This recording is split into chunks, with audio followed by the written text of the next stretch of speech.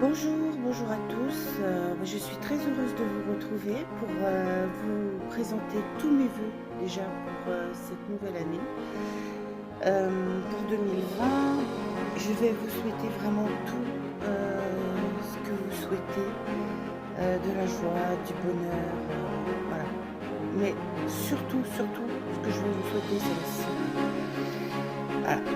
La santé, c'est essentiel, c'est le numéro un. Et ça, je peux en témoigner parce que moi, la santé, je l'ai plus. Et je vous assure que c'est très, très difficile quand on a des problèmes de santé. Je dis pas ça pour me faire plaindre ou quoi que ce soit, hein. C'est simplement que c'est ma réalité. Je peux pas l'ignorer. Voilà, donc c'est pour ça que par moment, je risque de pas être toujours présente autant que je le voudrais, parce que bon, je souffre de névralgie chronique et très très handicapante, hein. Et bon, il va m'arriver pendant une certaine période de ne pas être en état de rien faire. C'est très compliqué parce que j'ai un quotidien, comme je le dis dans la présentation, seule avec 3 enfants, dont un aussi qui est handicapé. Donc, voilà, donc elle fait ce qu'elle peut. Mais bon, j'essaye toujours de rester positive. Je me plains pas sur mon sort, hein, pas du tout. Pas du tout. Je fais avec, tout simplement, hein. J'accepte voilà, ce qu'il faut. J'accepte ce qui est. Accueillir, accepter ce qui est, c'est très important. Et essayer de faire voilà, le mieux qu'on peut avec son cœur. Et généralement, on s'en sort plutôt pas mal. Donc ça, c'est pour ce que vraiment, vraiment, je vous assure, la santé, c'est numéro un, hein. Après, quand on a la santé, le reste vient naturellement. Une chose qui est essentielle aussi, surtout, là, on va avoir une année quand même compliquée. Je pense que tout le monde le sait. On va avoir une année très compliquée. Rester positif, ne pas avoir peur, rester confiant, hein. Accueillir, toujours accueillir voilà, les choses. Alors, quand je dis accueillir et rester positif, ça veut pas dire l'ignorer ou faire genre, bon, ça n'existe pas, hein, c'est pas ça du tout. Ce que je veux dire, c'est accueillir, c'est-à-dire, oui, effectivement, là, c'est dur, je souffre, je vais pas bien, je suis fatiguée, il faut l'accepter, il faut l'accueillir, mais à un moment donné, il faut réussir à le transformer en lumière, en quelque chose de positif. Et ça, on peut le faire avec un retour sur soi. On peut bien sûr s'aider des cristaux, ça, il n'y a pas de souci. Je pourrais vous expliquer comment. Mais c'est très important de rester, de pas rester, voilà, de pas rester dans un apitoiement sur soi-même, ça sert à rien. De toute façon, c'est pas ça qui va arranger les choses, hein. Et puis, voilà, ça ne permet pas d'avancer. Donc, revenez en vous et la lumière, vous la trouverez en vous. Hein, n'attendez pas non plus forcément, bon, bien sûr, on peut toujours trouver de l'aide à l'extérieur, avec un thérapeute, avec bon, ce en quoi on croit, voilà, on s'appuie sur les croyances, on s'appuie sur, bien sûr, il y a pas de souci là-dessus. On peut trouver des éléments sur lesquels, s'appuyer, mais surtout ce qu'il faut, c'est trouver les ressources en vous. Vous les avez en vous. Tout le monde a ses ressources en soi. Il suffit d'aller les chercher. Voilà, hein, on a tous ce pouvoir divin, comme on dit. Donc, n'hésitez pas, prenez un peu de temps, 5 minutes, 10 minutes, on se recentre sur soi et on va chercher la lumière. C'est très important. Demandez de l'aide de vos guides, demandez de l'aide de votre ange gardien, demandez l'aide de la source, demandez l'aide de votre être de lumière à vous, de votre lumière intérieure et vous verrez, ça fonctionne. Donc ce que je vous propose là, pour aujourd'hui, je vais d'abord pour 2020, on va faire un tirage. On va faire un petit tirage pour voir un petit peu ce que ça nous dit. Et puis, je vais vous parler un peu des projets parce que là, il y a beaucoup de choses qui se sont passées pour moi en décembre. Bon, on nous avait prévenu, hein, qu'en décembre, ce serait très mouvementé au niveau émotionnel, etc. Donc, il y a eu des prises de conscience et puis bah, des nouvelles idées, des nouvelles choses qui ont vu le jour. Donc, je vais vous en parler. Alors, tout va pas se passer sur cette chaîne parce que il y a des sujets que je traite qui sont totalement différents de la lithothérapie, etc. Donc, je vais pas tout mélanger parce que vous allez plus rien comprendre après. Puis peut-être que ces sujets-là, vous, ça vous intéresse pas, donc voilà, je vais pas vous les imposer. Déjà, je vais vous dire par rapport aux vidéos en elles-mêmes. Euh, il y a des choses, ça va changer, hein, parce que là, ce que je fais, c'est pas terrible, hein, faut quand même le reconnaître. Mais je fais avec les moyens du bord. C'est-à-dire que pour l'instant, bah, j'ai juste mon téléphone portable. Voilà. Donc, mais j'ai l'intention de m'améliorer, hein, donc je vais investir. Là, j'ai en prévision d'acheter donc déjà un ordinateur, je pense que c'est la base. Et puis, je me forme aussi, hein, je me forme au niveau de YouTube pour faire des belles vidéos et des belles présentations, voilà, ce qu'on appelle les miniatures, etc. Bon, faire les choses correctement, donc je suis en train de me former là-dessus aussi, parce que bon, bah, c'est important, hein, de faire des choses bien présentées. Là, je me suis lancée en fait au mois de décembre parce que je me suis dit si j'attends, toujours attendre, j'attends d'avoir ci, j'attends d'avoir ça, j'attends d'avoir l'ordinateur, je vais jamais le faire. Donc je me suis lancée, j'ai dit allez hop, oh, j'y vais, on y va. Et j'ai fait ça un petit peu, c'est vrai, à l'instinct, on va dire, hein. Mais voilà, donc je voulais vous dire que ça va pas être tout le temps comme ça. À l'avenir, les choses seront plus cadrées et plus jolies, tout simplement, mieux présentées. Meilleure qualité au niveau du son, au niveau de l'image, voilà. Ce que je voulais vous dire aussi, c'est qu'on va changer un petit peu, parce que là j'ai un petit peu affiné mon projet au niveau justement d'utiliser les runes avec les cristaux. J'ai un petit peu revu les choses, ça va changer un petit peu. Donc bon, bah ça je vais vous en reparler dans la partie projet. Alors pour l'instant, on va faire le tirage pour 2008. Donc je prends mes cartes. Voilà, mes cristaux. Alors.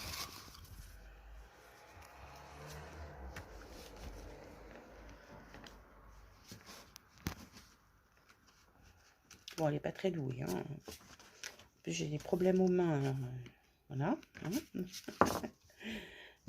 Comme d'habitude, on fait ce qu'on peut. Voilà. On mélange un peu. Allez.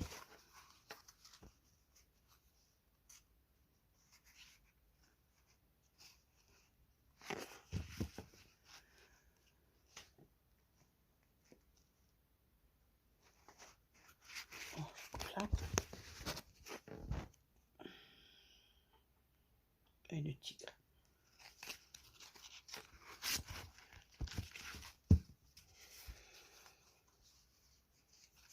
Alors, quand je fais un tirage comme ça, généralement, je tire une carte et une rune. Mais là, comme c'est pour l'année, on va en faire 3. Bon, on montre. On a quoi? Oh, la bougie, l'équilibre. Il va falloir rester... Allez, Clarimar. Et on va sortir une troisième.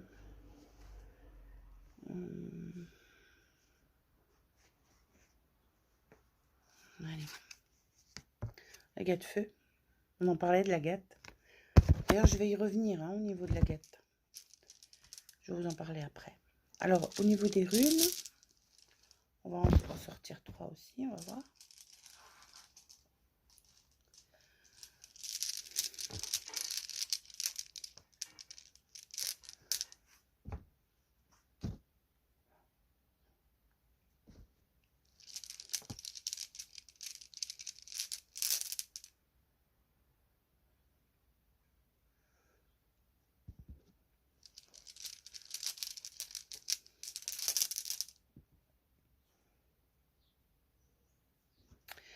Alors, déjà les bougies, donc comme je vous ai dit, c'est l'équilibre. C'est la recherche de l'équilibre. Donc, c'est un peu dans l'air du temps, hein, parce qu'on est effectivement dans un monde totalement n'importe quoi. Donc, effectivement, la recherche de l'équilibre, ben, on est en plein dedans. Hein. Larimar, c'est la recherche de la paix intérieure. Bon. Alors, le Larimar, en fait,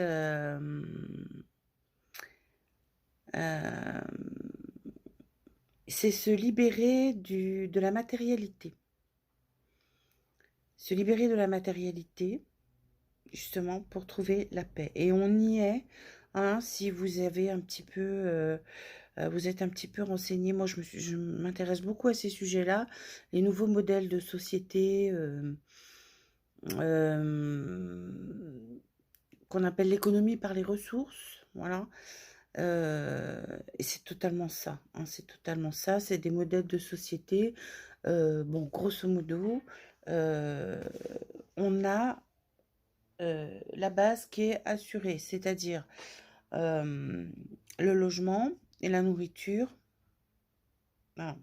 C'est fourni gratuitement et on a un revenu de base. Donc ça veut dire que tout le monde, dans ce genre de société, tout le monde s'en sort. D'accord? Et c'est vers ça qu'on va. Hein. C'est un modèle. Si vous voulez aussi lire, moi je fais référence aussi à un livre que j'ai lu dernièrement, qui est un livre de Sylvain Didlot qui s'appelle Terre 2. C'est exactement ça. Hein. C'est un récit qu'il a canalisé de ses guides, mais quand vous regardez, bon, il y a pas mal de vidéos, vous regardez Venus Project par exemple, Venus Project, bah c'est ça, hein, c'est l'économie par les ressources. Vous allez voir, on est dedans, mais alors, c'est ça. C'est se libérer de la matérialité, se libérer de cette 3D là qui nous englue pour, pour trouver la paix intérieure. Voilà. La Gâte-Feu, alors là, c'est pareil un petit peu, hein, parce que la Gâte-Feu, c'est la libération de la tentation. Donc c'est vrai qu'on est dans un monde de consommation, surconsommation, voilà, on est tenté à tous les niveaux, acheter, acheter, acheter, voilà, c'est ça. C'est se libérer justement de toutes ces tentations qu'on a autour de nous, là, qui nous polluent, et se laisser guider par nos aspirations intérieures, qui nous sont propres, voilà. Voilà, la Gâte-Feu, c'est ça. Alors la gâte, comme je vous disais, on en reparlera parce que je vais vous faire une vidéo de complément hein, par rapport à ce que j'ai fait l'autre fois. Et je vous ferai une vidéo de complément et avec le mandala parce que je ne vous ai pas fait le mandala.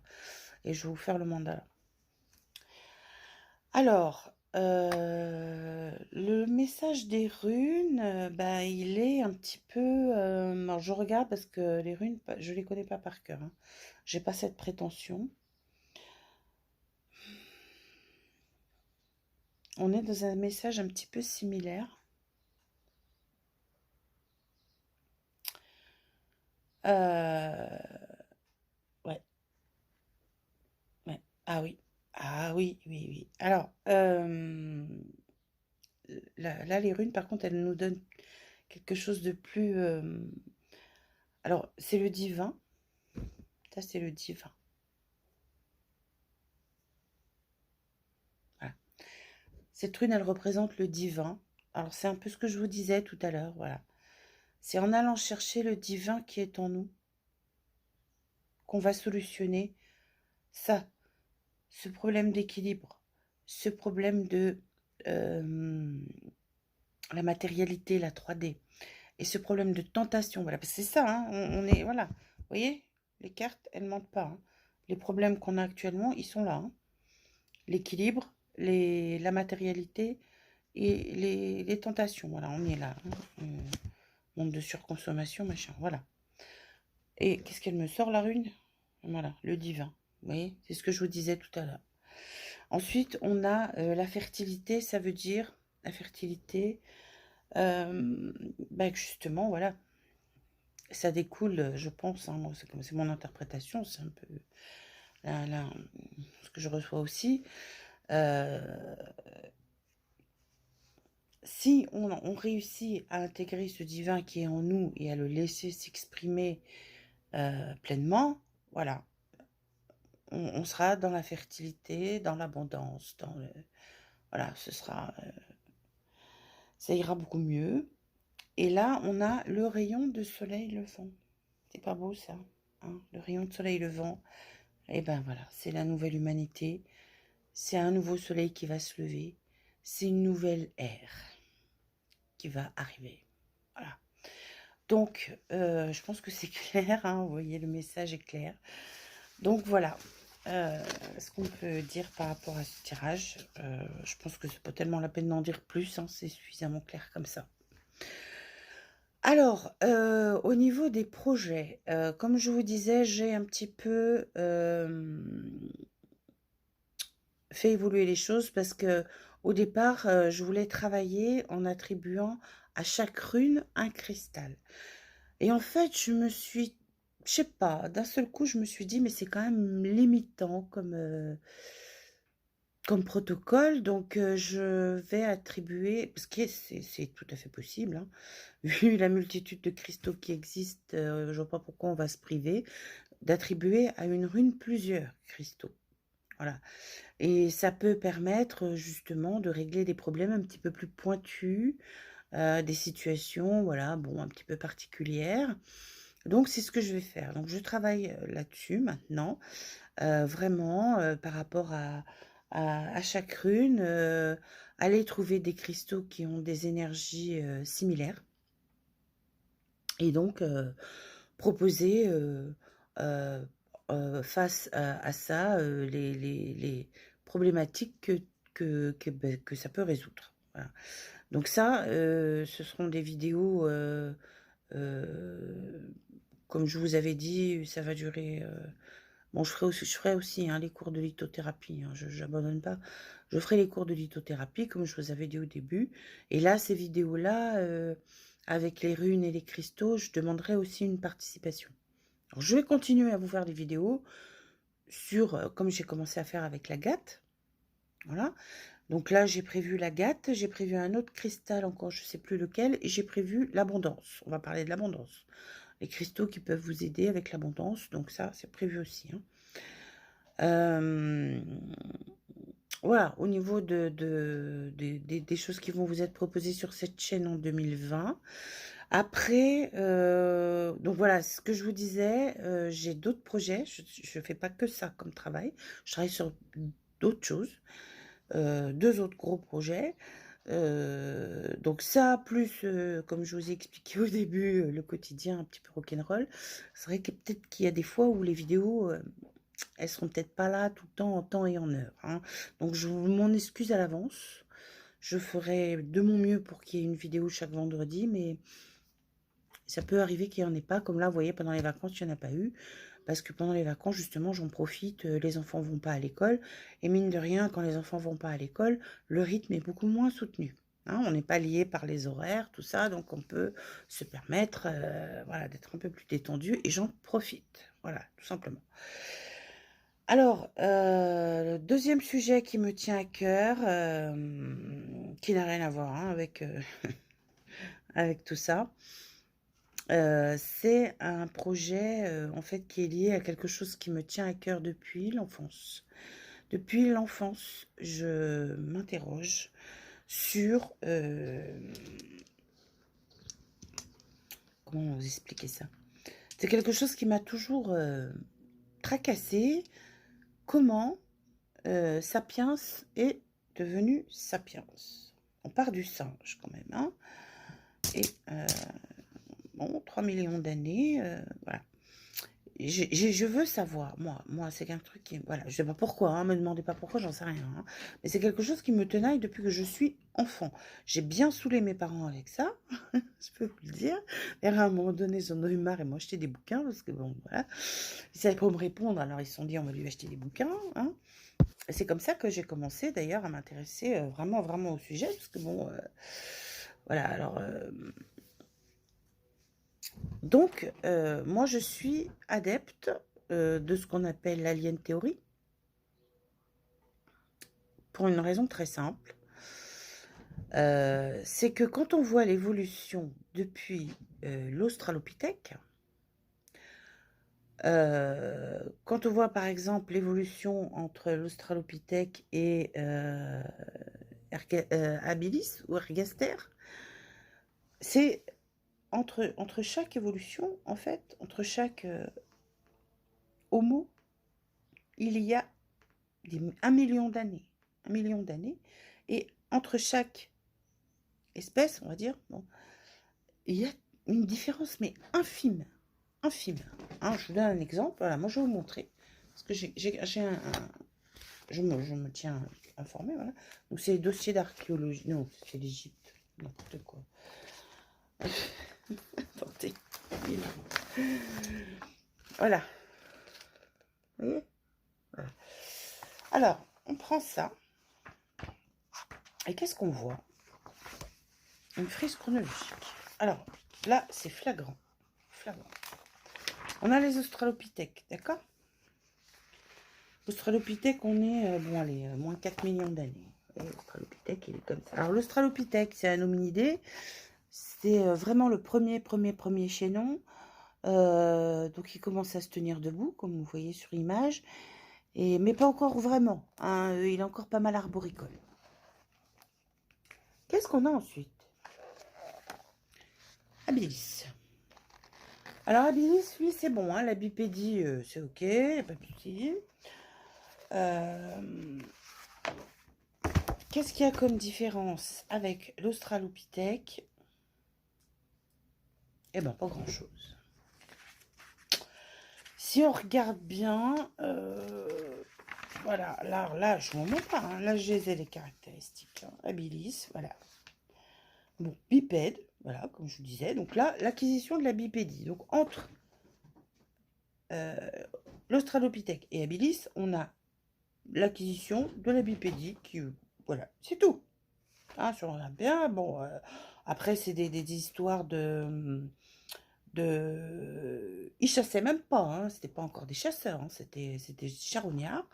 Et voilà, donc c'était vraiment, c'est la seule chose quand on regarde les caractéristiques qui sont. Et là, c'est très précis, hein, tout est indiqué, vous voyez, vraiment, on a un portrait pour chaque. Et rien comme différence. Juste la bipédie qui est acquise définitivement. Combien de temps il s'est passé? Alors, je vous mens pas, hein, je regarde le truc. 2 millions d'années. Vous voyez le truc? Vous voyez où je veux en venir? Peut-être pas encore. Je vais vous expliquer. 2 millions d'années. On a juste un truc qui a changé. Et encore un changement. On ne peut pas appeler ça vraiment un changement. C'est juste une amélioration, voilà, par rapport à l'Australopithèque. L'Australopithèque qui se tenait à peine debout. Là, maintenant, il se tient bien debout, il marche et tout, machin, tac, tac, tac. C'est la seule chose qui a changé en 2 millions d'années. 2 millions d'années. Ouais, d'accord. Ensuite, on a qui? On a Erectus. Ah, et bien Erectus. Alors lui, la grosse différence, c'est le pouce opposable. Alors, Erectus. Bon, il y en a d'autres entre, il y a Ergaster, etc. Donc, c'est vraiment bien fait, ça, parce qu'on voit vraiment l'évolution entre chacun. C'est vrai que c'est vraiment très bien fait. Bon, là, bon, je vois pas tellement de différence avec Habilis. Parce qu'il est encore arboricole, il est encore, vous voyez. Donc il n'y a pas encore vraiment, je trouve pas vraiment de différence proprement parlé. Donc moi c'est pour ça que je passe directement bon, il y a Ergaster. Ergaster, qu'est-ce qu'il va nous faire Ergaster? Voilà. Ah si, Ergaster aussi, il y a une, alors voilà, mais c'est pas, comment vous dire? Moi, j'en tiens pas vraiment compte parce que c'est pas une différence physiologique. Moi, ce qui m'intéresse, c'est les différences physiologiques, c'est l'évolution physiologique. Là, Ergaster, la différence, c'est qu'il va plus être arboricole.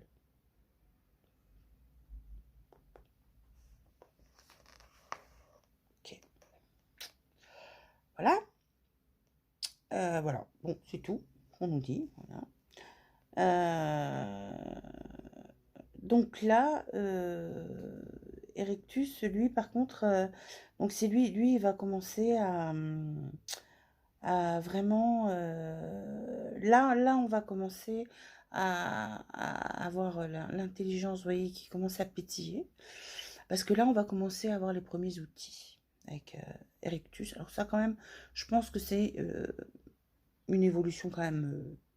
voilà, c'est une grosse évolution, hein, capable de fabriquer des outils. Donc, ça veut dire qu'on a les mains. Voilà. Donc, ça c'est OK. On va dire Erectus. Alors, on y va. Hein, on va dire Erectus. Je regarde. Je vous dis pas de bêtises. 1 million d'années. 1 million d'années pour réussir à juste donc les mains qui changent, ok, c'est normal, hein, c'est tout à fait logique parce que on passe d'une espèce qui devient bipède, qui marche, les mains se libèrent, c'est connu comme explication, hein, les mains se libèrent, donc forcément les mains vont être plus utilisées pour manipuler, etc. Donc forcément le changement se fait, c'est logique, ça je dis pas le contraire, hein. Je dis pas le contraire. Hein. L'évolution est tout à fait logique. Mais 1 million d'années. Et bon. Ok. Et d'un seul coup, on arrive. Alors là, je vous explique même pas. Donc là, il y a encore des choses un petit peu. Alors, on arrive. On a Néandertal et après, on a Sapiens. Après, il y a d'autres Homo et moi. Il y a Homo antecessor, Homo... Bon. Mais il n'y a pas de...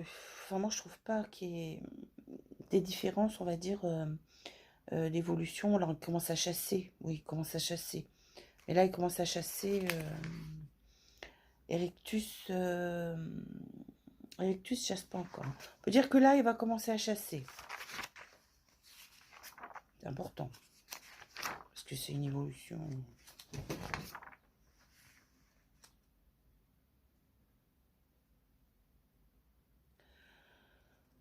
On est à 20 000 ans. Moins 20 000 ans. Il y a encore 1 million d'années qui s'est écoulé. Oui. Et d'un seul coup, on arrive là, Néandertal, Homo sapiens, d'un seul coup, en 20 000 ans, d'un seul coup, on a un être, Homo sapiens, qui sait tout faire, qui découvre le feu, qui découvre machin, qui découvre truc, et qui va commencer à fonder les premières civilisations. D'un seul coup, pouf, on a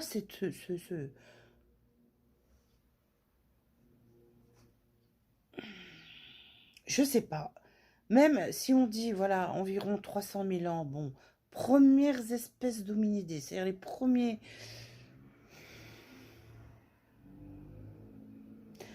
Je sais pas. Moi, ça me semble bizarre, si vous voulez, que les petites évolutions qu'il y a eu avant, il y a eu des toutes petites évolutions entre chaque, qui ont mis 1 million d'années, 2 millions d'années, et d'un seul coup, pouf, en 300 000 ans, pouf, on a un être... Et donc, attention, ça rigole plus. Voilà, moi, c'est ça qui me titille. Je me dis, un truc, c'est pas normal. Pas normal qu'en quelques centaines de milliers d'années, on arrive à un être humain comme nous, et qu'avant, il a fallu 2 millions d'années juste pour se tenir debout. C'est quand même... bon, il y a un problème. Voilà. Et du coup, moi, cette histoire d'une intervention... Alors, il y a deux choses. Je sais pas trop. Bon, il y a deux, on va dire, courants de pensée. Il y a un courant de pensée qui dit que c'est une intervention extraterrestre. Bon, why not, hein, après tout. Alors, les extraterrestres, attention. Je sais ce que vous allez me dire. Oui, mais on peut pas... c'est de trop longue distance. Nous, on peut pas. Et eux? Pourquoi eux, ils pourraient pas? Parce que nous, on peut pas, eux, ils peuvent pas. Non, hein, il faut pas être égocentrique comme ça. Bon, faut se tenir un petit peu au courant aussi des évolutions. moi, je me tiens au courant, j'aime bien aussi la physique quantique et tout ça. Je me tiens au courant, l'astronomie, tout ça, j'aime bien. Et les dernières découvertes qui ont été faites, franchement, le voyage dans l'espace, c'est plus un problème, hein, a priori. Bon, théoriquement, on va dire. Hein. Bref, moi, je dis pourquoi pas. Voilà, bon, je vais pas rentrer dans les détails, parce que c'est pas le lieu. Je rentrerai dans les détails quand je ferai ma chaîne, je ferai une chaîne spécialement pour ça, et là, je rentrerai dans les détails. Mais là, pour le moment, bon, je vous dis juste comme ça. Le deuxième courant de pensée, c'est qu'il y aurait eu une autre espèce que l'Homo sapiens, que l'Homo, etc., parallèlement à ça, qui se serait développée. C'est possible aussi. Une autre branche, une autre race. Pas que Homo, une race, voilà, je ne sais pas comment on pourrait l'appeler, et qui aurait des caractéristiques complètement différentes de l'Homo sapiens, ou Homo erectus, ou Homo ergaster, ou Homo habilis, par exemple, qui aurait 3 doigts, qui aurait des crânes allongés, ou qui seraient des géants, pourquoi pas? Après tout, regardez ce que je viens de vous expliquer sur Homo, vous vous rendez compte le truc là, c'est de la folie, l'évolution qu'il y a eu. Bon, pourquoi il n'y aurait pas eu d'autres espèces, d'autres? C'est possible. Moi je dis, faut voir pourquoi pas, hein. Alors moi j'ai choisi l'alien théorie, bon j'y reviendrai, je ne vais pas vous saouler avec ça, là c'est pas le truc. Et donc je me suis dit, moi j'ai quand même accumulé pas mal de connaissances par rapport à ça, pas mal d'informations, etc. Et donc je me suis dit, eh ben je vais écrire une histoire. Voilà, ça c'est pareil, hein, c'est quelque chose que j'aime faire depuis l'adolescence. Très sincèrement, j'ai découvert l'écriture, la littérature à l'adolescence, au moment où il a fallu étudier pour le bac de français. J'ai commencé à découvrir les poèmes, etc. Et ça m'a beaucoup, beaucoup, beaucoup, beaucoup, beaucoup plu. Et depuis ce temps-là, j'écris des textes, j'écris des poèmes, j'écris des petites histoires, etc. Et là, je me suis dit, c'est quelque chose que j'adore faire. Et je me suis dit, bah, pourquoi pas écrire un roman qui exposerait, moi, ma façon, euh, euh, où je mets tout ça en place, ma façon de mettre tous ces éléments-là que j'ai récoltés un petit peu partout. Voilà, de les mettre en place dans une histoire. Alors ça va être une histoire qui va être très longue, donc il y aura plusieurs tomes. Voilà, je vais faire plusieurs tomes. Donc ça, j'ai commencé à travailler dessus aussi. Bon, c'est du gros projet. Alors, encore un. Troisième projet, c'est lié à ce qu'on appelle la géométrie sacrée. Comme ça ne va pas vous étonner, je suis passionnée par les anciennes civilisations et plus précisément, ce qu'on appelle les civilisations mégalithiques. Les mégalithes. Ah, regardez, Mamadoudou, Mamadoudou. Alors, j'aime les cailloux, pas de ma faute, hein, j'aime les cailloux, ils sont nommés cailloux. Et j'aime les petits, j'aime les gros. Bon. Et les mégalithes, notamment les pyramides, hein, pour pas les citer, les pyramides, c'est les premiers mégalithes qui m'ont interpellé, je vais dire interpellé. Et il y a un moment donné de ma vie, là, il n'y a pas très longtemps, j'allais pas bien, Bouh, oui, pas bien. Parce que, en fait, j'ai dû faire mon dossier MDPH, là. Et je savais pas à quelle sauce j'allais être mangée. Imaginez, la MDPH, elle me met handicapée 80%. Qu'est-ce que je fais de ma vie? Oh, là, j'étais en catastrophe, j'étais en PLS, hein, vraiment. Oh là là là. Qu'est-ce qu'ils vont dire? Et finalement, ils m'ont pas mis un gros handicap, donc je m'en sors bien. Mais j'étais obligée, parce que pour le retour à l'emploi, si vous voulez retourner travailler, il faut passer la visite médicale. Et moi, la visite médicale, je la passais pas, donc j'avais pas le choix. Il fallait que je passe ça. Bon, bref, on s'en fiche, de toute façon, c'est bon, voilà. Et je me suis dit, bah, puisque c'est comme ça, je vais faire des trucs que j'aime. Sans savoir, vous voyez, sans savoir à l'époque, j'ai fait ce qu'il fallait faire. Je suis allée sur YouTube et j'ai regardé tout plein de trucs sur les anciennes civilisations. Et c'est là que j'ai découvert que les mégalithes, il y avait eu des découvertes, mais des choses pointées du doigt par certaines personnes. Ah, je me suis dit, dis donc, alors du coup, je suis allée vraiment loin dans les mains, et j'ai découvert des chercheurs qui travaillent sur les mégalithes en France. J'en ai déjà parlé, il me semble. Je suis pas sûre. Bon. Je sais plus trop. Howard Crowhurst qui travaille sur les mégalithes de Bretagne. Quant à Leplat aussi, qui a travaillé sur les mégalithes, alors lui un petit peu partout, dans le Massif central, en Corse, un peu partout dans le monde. Bolivie, Pérou, il a fait un film d'ailleurs, très bien. Howard Crowhurst aussi, hein, franchement super, hein, les conférences, les livres. Moi j'ai des bouquins et tout, c'est super, super, super boulot quoi. Et surtout, il vous montre comment ils font. Et Quentin Leplat d'ailleurs a mis à disposition des internautes gratuitement des outils pour travailler, pour faire les choses. Ah, ça, génial, hein, merci. Hein. Et moi, ça m'a passionné, ça m'a passionné, ces histoires d'astrogéométrie, machin, de trucs et trucs bidules. Alors, du coup, je me suis dit, tiens, je vais regarder si dans la Vienne, parce que moi j'habite dans la Vienne, s'il n'y a pas des mégalithes dans la Vienne, avec un peu de chance. Et bah, et qu'est-ce que j'ai découvert? Il y en a plein, il y en a plein, surtout des dolmens d'ailleurs, bizarre, mais bon, il y a surtout des dolmens. Et en fait, il y en a 300. Il y en a 300 à l'origine, et on a plus que 150 bon, qui sont à peu près... enfin, qui sont debout, qui sont bien. D'ailleurs, j'ai été en voir un sur place, et vraiment, genre, un truc extraordinaire. Celui-là, il est vraiment bizarre, hein, comme dolmen, hein, j'en reparlerai. Bon. Mais truc bizarre. Bon, comme quoi, il faut vraiment aller sur le terrain. Et donc, je me suis dit, ben, moi, je vais faire ça. Moi, je vais étudier les mégalithes de la Vienne, comme a fait Quentin Leplat et comme a fait Howard Crowhurst en Bretagne. Donc, j'ai commencé par le commencement, c'est-à-dire que je les ai positionnés, parce que j'ai pas d'ordinateur, tout ça, je peux Google Earth. Bon, je vais l'avoir, l'ordinateur. Donc après, je vais pouvoir le faire mieux. Mais non, là, j'ai fait avec les moyens du bord, j'ai pris une carte IGN et j'ai reporté sur la carte IGN, parce que j'ai la chance de trouver sur Internet une liste de tous ces sites mégalithiques avec les coordonnées GPS. J'ai eu de la chance, hein. Et donc, je les ai reportés sur une carte IGN. Et rien qu'en faisant ça, effectivement, on voit des choses. Ça saute aux yeux. Hein, je ne sais pas si vous connaissez la Vienne. Personne ne connaît la Vienne. Il y a Poitiers. Hein, là, il y a Loudun.